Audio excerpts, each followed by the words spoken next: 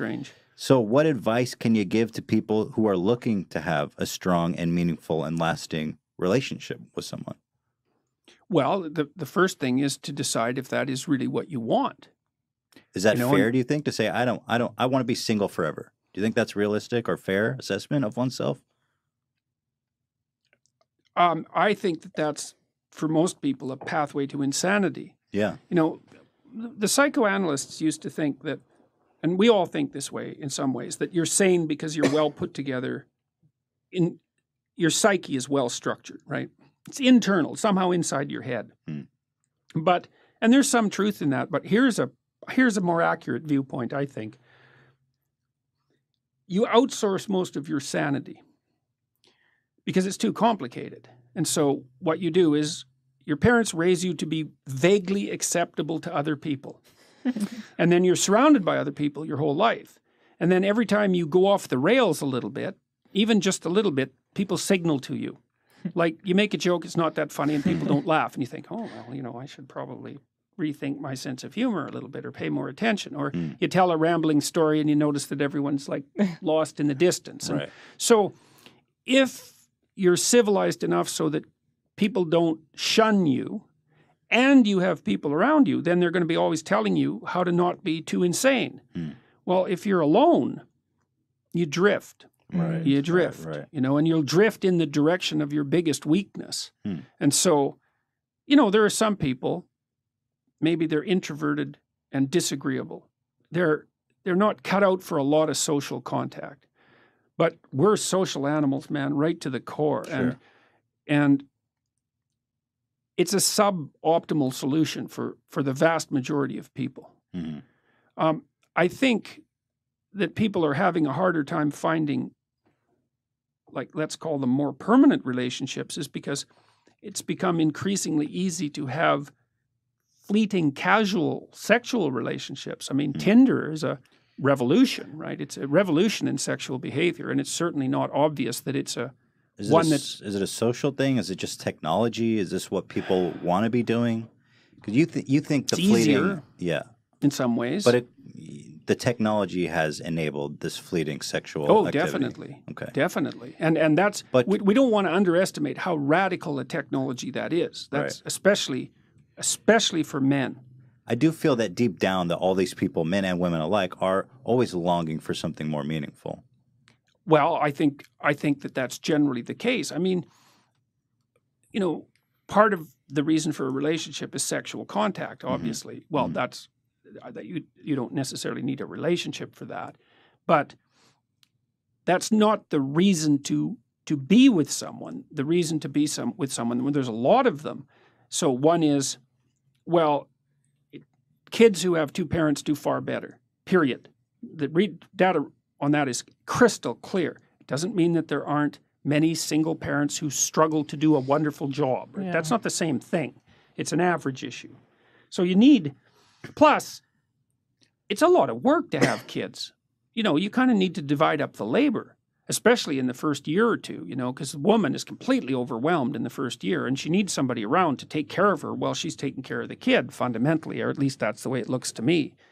So there's that. You need the stable basis for children, and it takes them a long time to mature, and they need to learn that relationships are trustworthy, right? So there's utility and stability there. But then also, you kind of want to tangle your life together with someone, you know, because you have someone to, well, it's like two ropes that are tangled together. It's stronger, especially during times of weakness. And you have two brains instead of one, and that actually turns out to be really helpful when things are complicated. And it builds a solidity into your life and a reality into your life to have someone who's along with you on this very long voyage.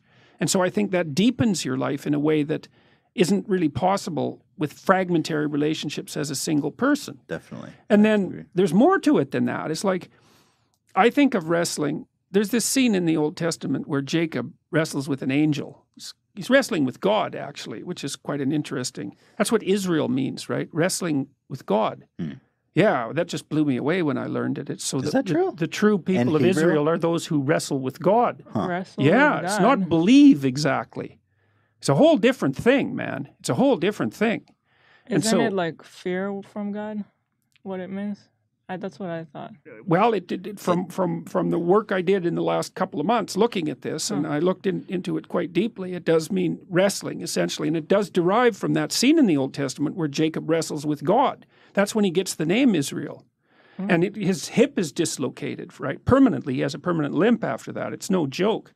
But I think of marriage the same way. Like people think, well, they lived happily ever after. It's like, that's not what you want in a marriage. Yeah. You want someone to contend with, you know, because you learn through that wrestling, you know, like you learn where you're an idiot and where you should stop being and vice versa. Yeah. So that's the spiritual aspect of marriage. It's the fact that you have to contend with someone under all sorts of circumstances, theoretically is what would you say? It's a manner of promoting psychological, or you could say spiritual growth. And it's genuine. You know, that's why marriage is a sacrament in most human communities, right? It's stamped both by the state and by the sacred authorities, because it's not just a physiological union. That's what animals do. And I mean, there's nothing wrong with the physiological union, but it has to be placed in the context of everything else a human being is. And I do think it's dreadful for people not to have that. And do you think it's become harder for people to have meaningful, lasting relationships, or has it always been this hard? I feel like I thank God that I'm not dating now, because I feel like it seems like it's miserable out there right now. Well, it's to hard. Try to meet people. It is hard although, you know, it's easier to meet people because there's more ways of meeting them. Right. But the ways of meeting them are more shallow. In my clinical practice, I would say that the rise of the internet dating option has actually overall been good for people who are looking for a partner. Now, there is some speculation and some evidence that it lowers the transaction price of separation and divorce. You know, because one of the reasons you don't separate or you don't get divorced is like, well, you're going to find someone else. And if it's easier to find someone else, then perhaps you're more tempted to sever the relationship. So maybe you lose in one place where you gain in the other. But I think there are different kinds of hard that it is. You know, it's hard for couples to figure out how to manage two careers. It's hard for women to figure out how to get educated and get their career launched at the same time that they're finding a partner and having kids. Because women have this tight time frame, you know. I mean, they've got to get a lot done by the time they're mid-30s for sure. And so it's not much time, you know. It's like 15 years really from the time you're an adult. You better get at it. It's not very long. Right. So I think there are new challenges that have arisen that weren't there for previous generations. But previous generations had it hard in other ways. That's very true, yeah. Like dying they at died. 50. Yeah. Or in childbirth, for example. I feel like people also need to like understand how to make a relationship work. Like it's not just magic. You need to kind of put in the work to make it work. It's hard. You need to put in effort and compromise a lot of times on, like if you live by yourself, you can do everything the way you would want. Yeah. If you live with someone else, then there's compromises to make. Yes. But in the long picture, it's better for you. Well, that's it. That's it. There's sacrifices to be made in the short term. Yeah. You know, and I mean, people have to, the effort issue is like, well, when you're in love with someone, you're going to organize your schedule and make them a priority. And, you know, that's in some ways a fleeting state, although it's not necessarily as fleeting as people think it is, but whatever. It's obviously a priority. And then you get married and, you know, you kind of get accustomed to having each other around, and then everything else is more important and the relationship drifts to the bottom. And then people get dissatisfied and they start looking for excitement and adventure otherwise. Well, you can't do that. You have to prioritize the relationship. Like my observation clinically has been for a couple to maintain their relationship without it deteriorating, they have to spend 90 minutes a week together talking about their lives, about how the house is run, about what they've all been doing to keep their stories caught up, right? That's not really even that much. No, it's not. It's not.